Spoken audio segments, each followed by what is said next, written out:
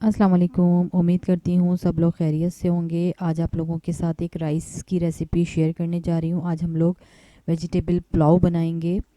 तो जब मैं ये पुलाव बनाना शुरू करूँगी तो साथ साथ आप लोगों को इंग्रेडिएंट्स और बनाने का तरीका दोनों चीज़ें एक साथ शेयर करती जाऊँगी।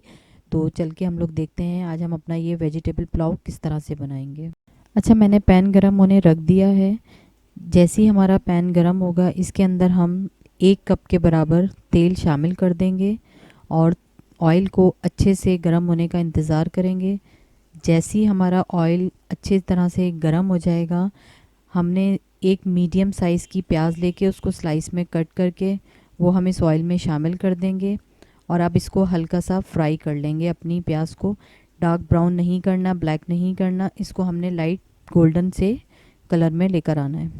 अच्छा, जैसे ही हमारी प्याज थोड़ा सा फ्राई होना शुरू हो जाएगी तो हमने इसके अंदर तमाम गरम मसाले, जो मिक्स गरम मसाले होते हैं, छोटी इलायची, बड़ी इलायची, काली मिर्च, लौंग, तेज़पात का पत्ता, दालचीनी, जो जो आपके पास अवेलेबल हो आसानी से, वो आप इसके अंदर शामिल कर देंगे ताकि ऑयल में जाके इनका भी अरोमा अच्छे से निकल जाए। साथ साथ हमारी प्याज को हम फ्राई भी करते रहेंगे। ज़ीरा 1 टेबल स्पून, इसी के साथ हम कुटा हुआ धनिया भी शामिल कर देंगे 1 टेबल स्पून। और अब इनको प्याज के साथ हम थोड़ा सा फ्राई कर लेंगे। प्याज को हमने थोड़ा हल्के गोल्डन कलर में लाना है। जैसे ही हमारी प्याज गोल्डन कलर में आएगी तो इसके अंदर हम अपनी एक एक करके वेजिटेबल ऐड करना शुरू कर देंगे।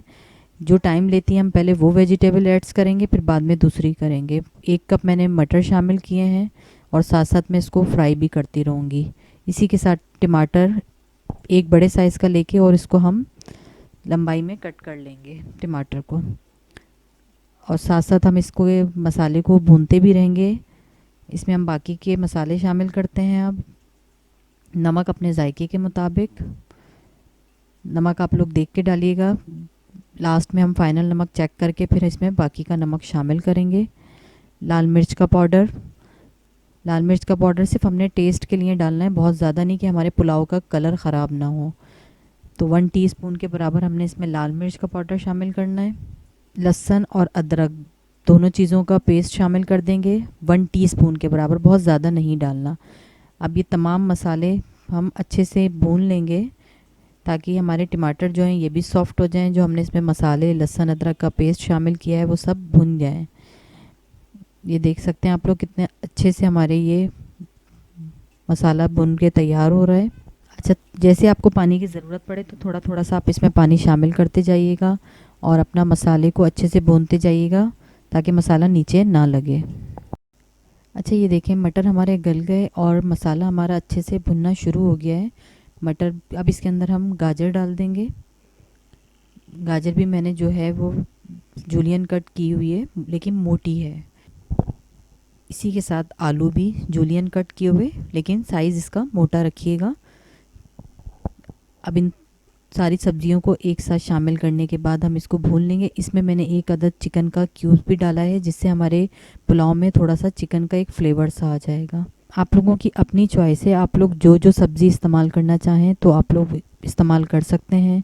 ये मेन सब्जियां थी, आसानी से सब शौक़ से खा लेते हैं, तो मैंने उन्हीं सब्जियों का इस्तेमाल किया है इस पुलाव के अंदर।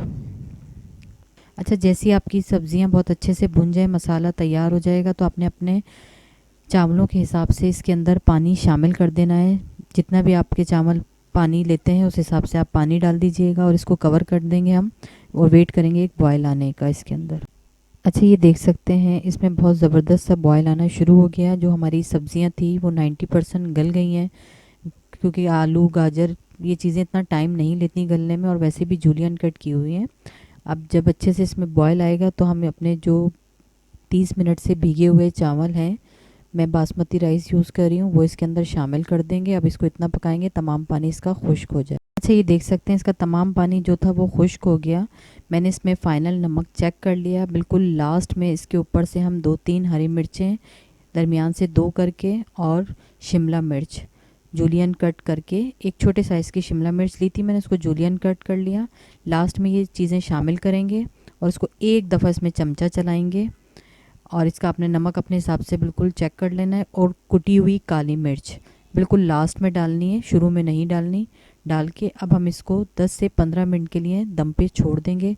जैसे ही इसका दम कंप्लीट होता है फिर मैं आप लोगों को इसको सर्व करके दिखाती हूँ कि हमारा पुलाव आज का कैसा बना है। इसको दम लगाए हुए 10 मिनट हो गए हैं। अब मैं इसको दम हटा के आप लोगों को दिखाती हूँ। ये देखें कितना ज़बरदस्त सा हमारा कलरफुल सा ये पुलाव तैयार हुआ है।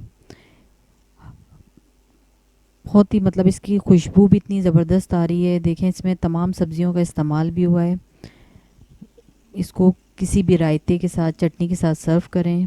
मुझे पूरी उम्मीद है आप लोगों को ज़रूर पसंद आएगी। रेसिपी अच्छी लगी तो लाइक ज़रूर कर दीजिएगा। दुआओं में याद रखिएगा। खुदा हाफिज़।